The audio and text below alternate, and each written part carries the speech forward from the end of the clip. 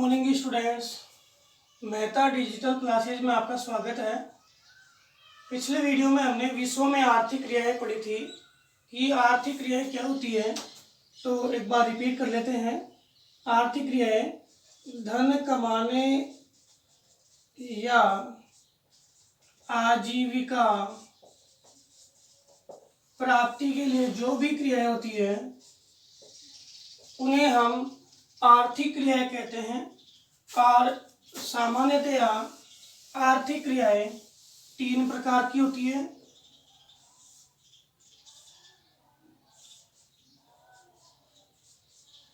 पहली, दूसरी, तीसरी कल पढ़ा था हमने।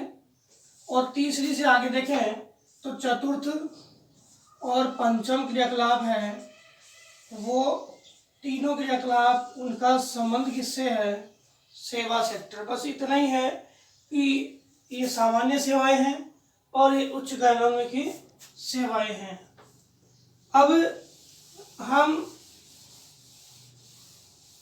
इन आर्थिक क्रियाओं से जुड़े हुए विश्व में ऐतिहासिक प्रतिरूप को पढ़ते हैं कि आर्थिक क्रियाएं हैं उनका प्रतिरूप कैसे बदलता रहा है, कैसे इसमें बदलाव आए हैं, उसको देखते हैं।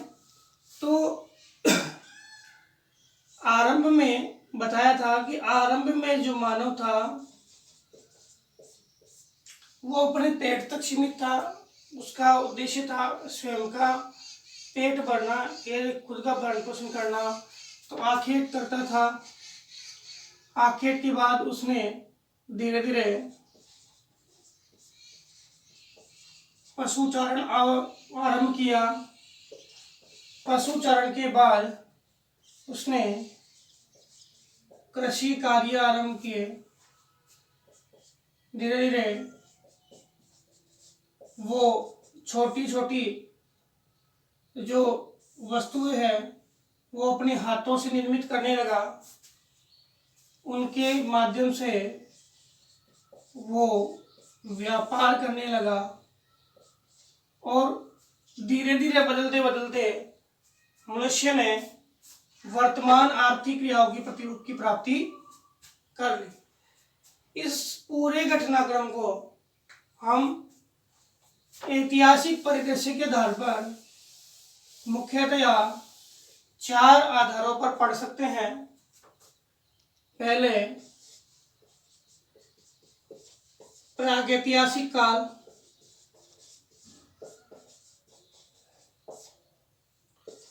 प्राचीन काल,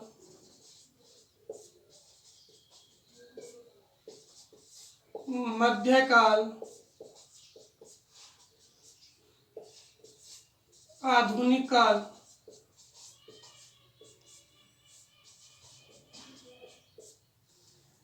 प्रागैतिहासिक काल, प्राचीन काल, मध्यकाल और आधुनिक काल।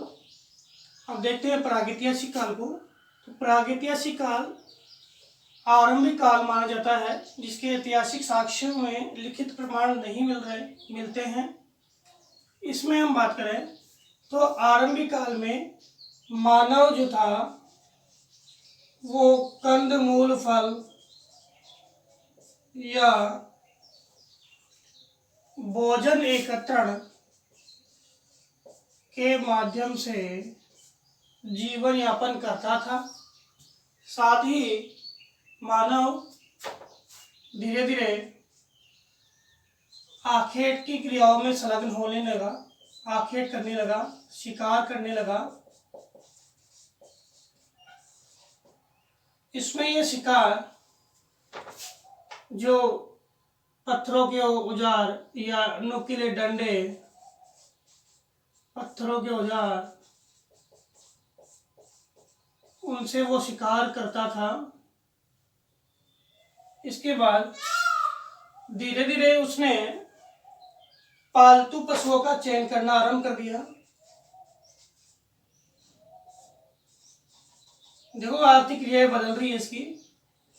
पालतू पशुओं का चयन आरंभ किया तो पालतू पशुओं से उसने क्या किया?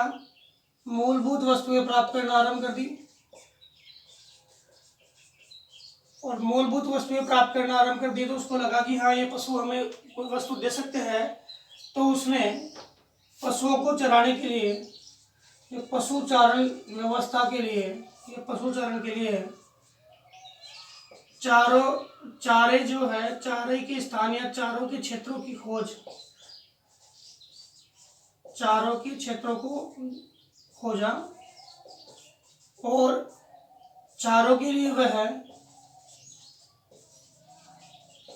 घुमक्कड़ जीवन जीने लगा, एक स्थान से दूसरे स्थान पर जाने लगा।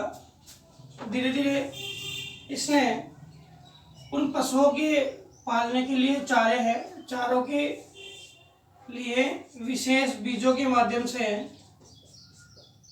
चारे की फसल को बोना आरंभ कर दिया और एक स्थान से दूसरे स्थान, एक स्थान से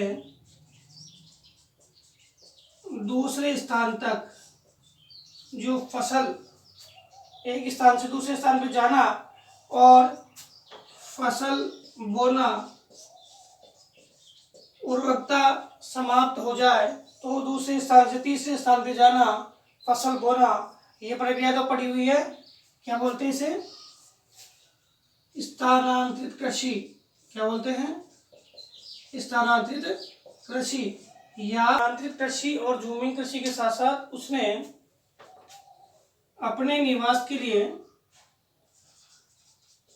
झोपड़ियां या पेड़ों की टहनियों से मकान बनाना आरंभ कर दिया। मतलब उसने झोपड़ियां वगैरह अपने निवास को स्थायित्व करने के लिए प्रयास करना आरंभ कर दिया। साथ ही उसने पहिए का आविष्कार भी किया। पाषाण काल के बाद पहिए का आविष्कार किया। पहिए के आविष्कार के साथ साथ उसने आग का आविष्कार भी कर लिया था उस समय, मतलब पहले आग का आविष्कार भी कर लिया था। तो ये सारी क्रियाएं कौन से काल में हुई? आपके प्रागैतिहासिक काल में। मतलब पशु चारण, पशुपालन और मानव के स्थायित्व के रूप में, मतलब अस्थायी निवास से स्थायी निवास के प्रतिरूप के रूप में आरंभ जो था वो प्रागैतिहासिक काल में ही हो गया था। इसके बाद में देखते हैं आपका प्राचीन काल। प्रागैतिहासिक काल के बाद दूसरा काल है प्राचीन काल। प्राचीन काल में हम बात करें तो प्रागैतिहासिक काल में हमने देखा था कि मानव ने पेड़ों की पत्तियों, टहनियों, इनसे क्या बनाना आरंभ कर दिए थे? अपने झोपड़ियां, मकान बनाना आरंभ कर दिए थे। इसके आगे देखें तो प्राचीन काल में जो पशु चारण या पशुपालन और जो झूमिंग कृषि या स्थानांतरित कृषि थी उसका लगभग स्थायित्व हो गया था। इसके बाद प्राचीन काल में जो लोग थे उन्होंने विभिन्न धातु अंशों को खोजना आरंभ किया। धातु अंशों को क्या किया? खोजना आरंभ किया। तांबा है, पीतल है, ये धातु अंश है, धीरे धीरे उन्होंने खोजे और धातु अंश से निर्माण कार्य करना आरंभ कर दिया। और इसी काल में आपकी जो कृषि है, कृषि की नवीनतम क्रियाएं मानव ने क्या कार्यक्रम आरंभ कर दिया? सिंचाई करना भी क्या कर दिया? आरंभ कर दिया। यानी नवीनतम तकनीकी आई जो सिंचाई क्योंकि उसने उत्पादन बढ़ाने के लिए, तो उत्पादन वृद्धि के लिए उसके माइंड में सिंचाई की प्रक्रिया भी आई, सिंचाई करना भी आरंभ किया। अब मानव ने जो अपने क्षेत्र में नवीनतम विकास किया उसके प्रमाण आपको देखने को मिलते हैं। सिंधु घाटी सभ्यता,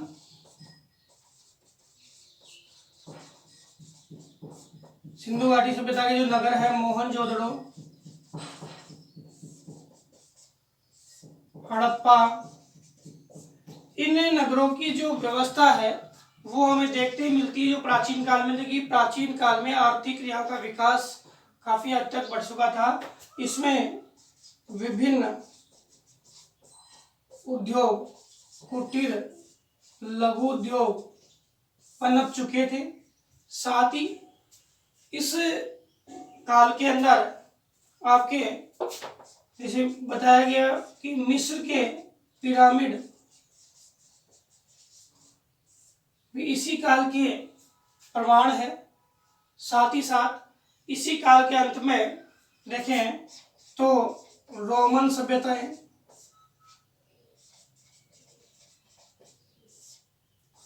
रोमन सभ्यता, रोमन सभ्यता का क्या हुआ, जन्म हुआ।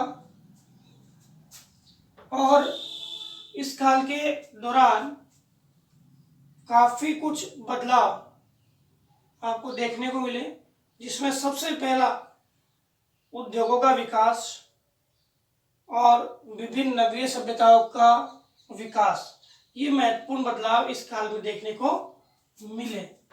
इसके बाद तीसरे काल की बात करते हैं तो आता है मध्यकाल में।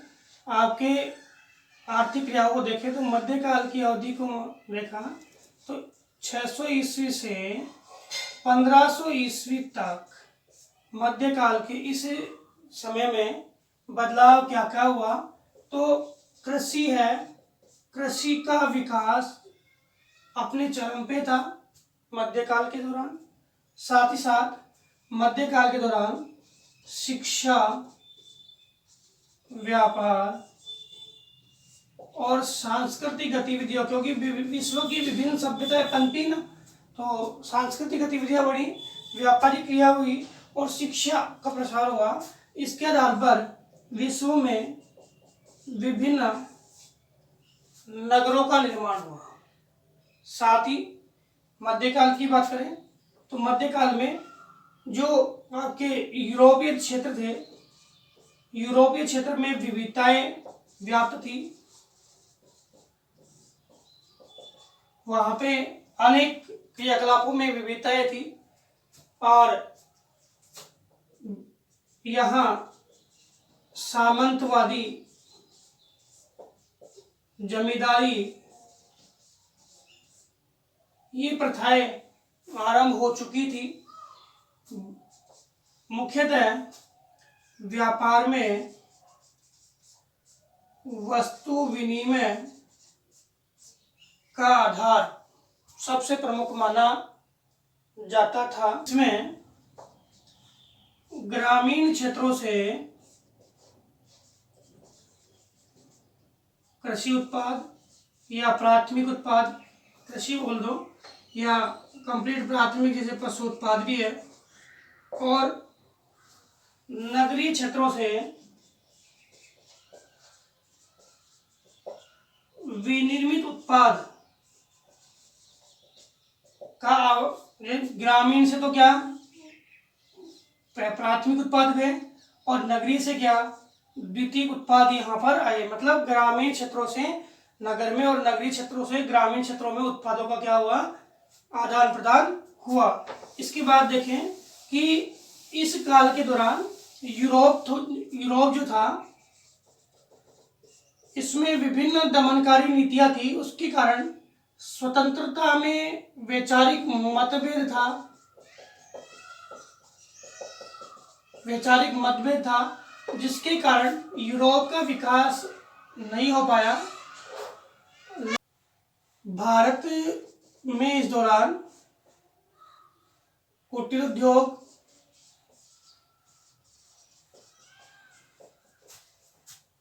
व्यापार, कुटीर उद्योग, व्यापार, शिल्प, वस्तुओं के निर्माण तथा कृषि आदि का विकास सर्वाधिक था। और इस दौरान भारत ने जो है विश्व का अर्थव्यवस्था में सहयोग भी किया। कौन से काल के दौरान? मध्यकाल के दौरान। तो कुटीर उद्योगों का विकास यहाँ था, व्यापार था, शिल्प आदि वस्तुएं थी, व्यवसायिक क्रियाएं सर्वाधिक थी। तो इस प्रकार हम देखा कि मध्यकाल में जो बदलाव देखने को मिले, तो मध्यकाल में क्या हुआ कि काफी कुछ नगर बन गए थे, शिक्षा का प्रसार हो गया था, व्यवसायिक क्रियाओं का प्रसार हो गया था और विभिन्न प्रकार के उद्योगों का प्रसार हो चुका था। धीरे धीरे भारत जैसे विकासशील देश थे वो उस समय जैसे मध्यकाल हुआ और अंग्रेज यानी औपनिवेशिक काल का आरंभ हुआ, तो औपनिवेशिक काल के आरंभ के साथ ही भारत जैसे विकास जो देश थे जो उनके गुलामी की जंजीरों में जकड़ गए थे, उन देशों में धीरे धीरे क्या हुआ, विकास अवरुद्ध होने लगा। बाकी मध्यकाल के दौरान हम आर्थिक क्रियाओं में देखें तो भारत में काफी कुछ ज्यादा बदलाव आ चुका था। मध्यकाल के बाद 1500 ईस्वी से वर्तमान तक का जो काल है उसे हम क्या बोलते हैं, आधुनिक काल। आधुनिक काल में देखो क्या क्या विकास हुआ, एक एक करके देखते हैं। सबसे पहले हम बात करें तो पशुचारण क्षेत्र की बात करें तो पशुचारण है या पशुपालन है, उसका चरमोत्कर्ष विकास इस काल में हो चुका था। सभी क्षेत्रों में पशुपालन को प्राथमिकता दी जाने लगी थी। साथ ही कृषि की बात करें तो कृषि जो स्थानांतरित कृषि थी उससे उसका आधुनिकीकरण हो चुका था, वो स्थायी रूप में परिवर्तित हो चुकी थी। उसमें उन्नत बीज, उन्नत खाद और उत्पादकता को ध्यान में रखते हुए विकास आरंभ हो चुका था। इसके बाद हम बात करें उद्योगों की, तो उद्योगों की बात करें तो ये काल जो था उसमें औद्योगिकरण का या औद्योगिक क्रांति की शुरुआत हुई। कौन से काल में, आधुनिक काल में। और औद्योगिक क्रांति की शुरुआत के बाद जितने भी उद्योग थे उनको एक नई गति मिली और विश्व के अंदर उद्योगों का चरमोत्कर्ष विकास जो हुआ वो कौन से काल में हुआ, आधुनिक काल में हुआ। इस दौरान ही नवीनतम आविष्कार हुए और नवीनतम आविष्कारों के आधार पर विभिन्न मशीनों का निर्माण हुआ। मशीनों का निर्माण और मशीनों के निर्माण के साथ साथ अनेक विनिर्मित वस्तुएं इसमें निर्मित हुई। अब आपके व्यापारिक गतिविधियों की बात करें तो व्यापारिक गतिविधियां भी इस काल के दौरान देखें तो वर्तमान में व्यापारिक गतिविधि, पहले व्यापार एक क्या था, एक स्थानीय व्यापार था और आज व्यापार अंतर्राष्ट्रीय स्तर का है। पहले व्यापार वस्तु विनिमय से था और आज व्यापार मुद्रा विनिमय से है। साथ ही साथ इस दौरान हम कंप्लीट देखें तो पहले कालों में प्राथमिक क्रियाएं उनको प्राथमिकता थी और वर्तमान काल में इस आधुनिक काल में द्वितीयक, तृतीयक, चतुर्थक और पंचम क्रियाकलाप ये अपने चरम पर आ चुके। मतलब ये सारे क्रियाकलाप थे ये वर्तमान में विकसित है। चतुर्थक और पंचम क्रियाकलाप जो है जिसमें उच्च ज्ञानोन्मुखी